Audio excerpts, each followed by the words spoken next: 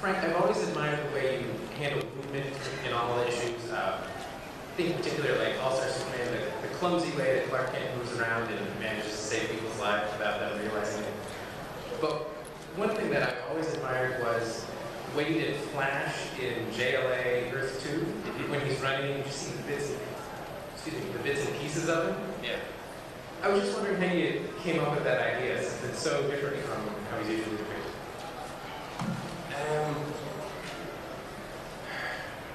It's a kind of, it was like, just a variation on the idea of like the stroke, the photograph.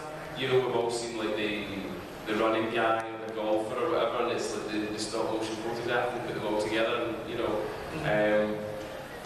sorry, not the stop motion, like the stroke.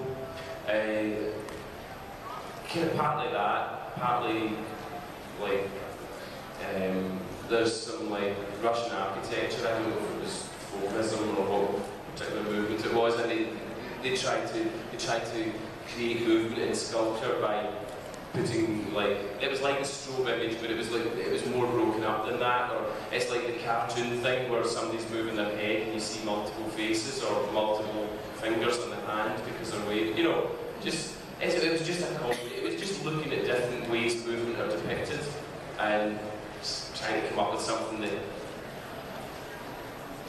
that worked as something that suggested like movement but wasn't like a huge distraction, you know, like to the overall flow of the story. So really glad it worked for you, but I mean it was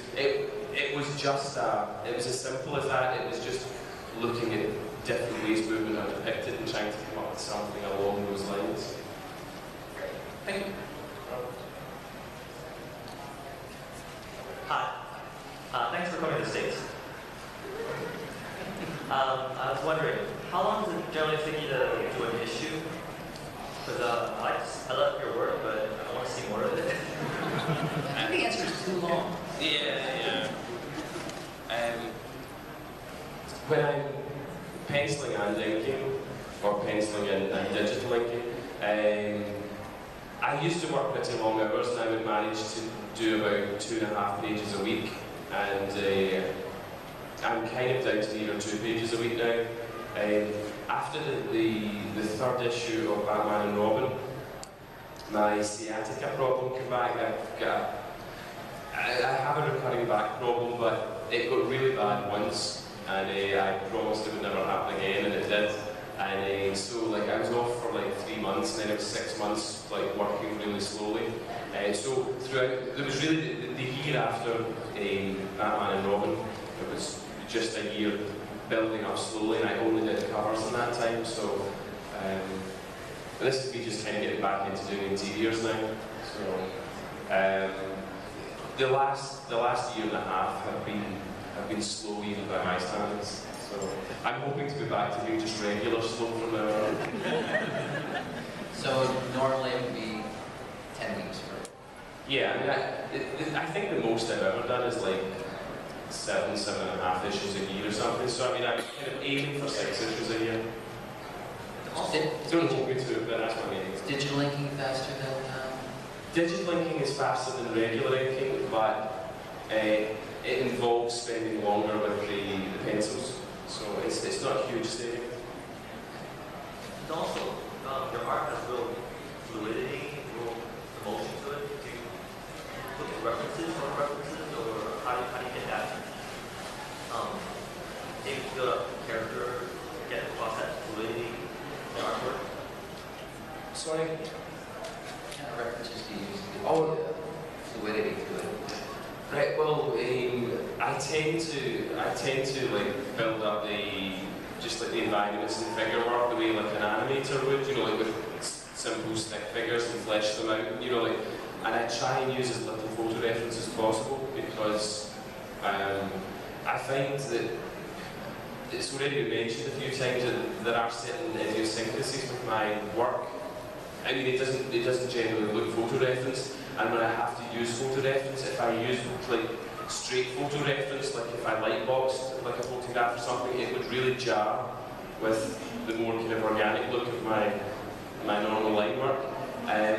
So if I have to use photo reference, what I'll do is if it's like the White House, or if it's a specific model of car or a specific type of angle, I'll try and draw it from a slightly different angle from the photograph, just so that it becomes more of a drawing than like a tracing or a copy of something else. And as for the movement, because I generally tend to build things up like from simple like stick figure drawings, and you know, you can kind of see even with stick figures if it's going to work or not.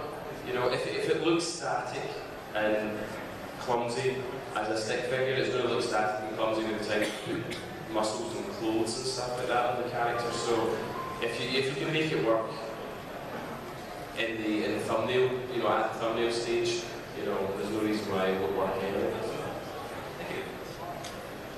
You thumbnail the whole page first before you... Oh yeah. I've never started drawing a comic book page of anything. Even when I did like small press stuff and I was writing my own stories, I've never started a page without the whole thing being planned out. So I mean I've spoken to other artists like quite often who, you know, they'll start at the top of the page, or they'll be halfway through a page and say, you know, I really don't know what to do with the bottom half of this page. I haven't left myself enough room. It's just, I just can't get my head around that way of working at all. Yeah, big fan. I was just wondering, I read an article recently that reprinted some of your work on a reprint of New Gods, #1. Oh yeah. Yeah, and I was really struck by how you changed Jack Kirby's story and kind of made it your own along with the scripter. And I was wondering if you would ever go back to something like that where you do little 8-page kind of reprints of different stories. I think that'd be interesting to see. Well, that was I don't know if I picked you up wrong, but that wasn't like a reprint. That's actually a really recent piece of work, and it was Len Wein Yes, Len Wein that wrote it. So I mean, I had no influence in the story or how the story like differed from the way those events were originally depicted way back when it was Jack Kirby that was doing it. But what I did was I took Len's script, and it's the first time, it's the only time I've worked like the Marvel process on a DC script. You know, like he wrote it out, you know, like, but there was no panel numbers or anything. He just wrote what he wanted me to draw, and I had to break it down. And so that was an interesting process, that part of it for me, because it was the first time I'd worked that way. And I had a bunch of like Jack Kirby reference for it. And I noticed that Jack, probably because he worked so fast, that like Orion's helmet looked different, like, you know, like in 3 different panels on a page, you know, like he just had that kind of way of working. So I just took the general, you know, I tried to keep as faithful as possible to the original designs, but you know, I was just, for me that was actually a really, it was a really straightforward job. You know, I had a good, well-written, fun script to work from, and I had these amazing Jack Kirby designs to reference, and so I just ran with it. So. Alright, thank you. that was a backup in DC Legacy.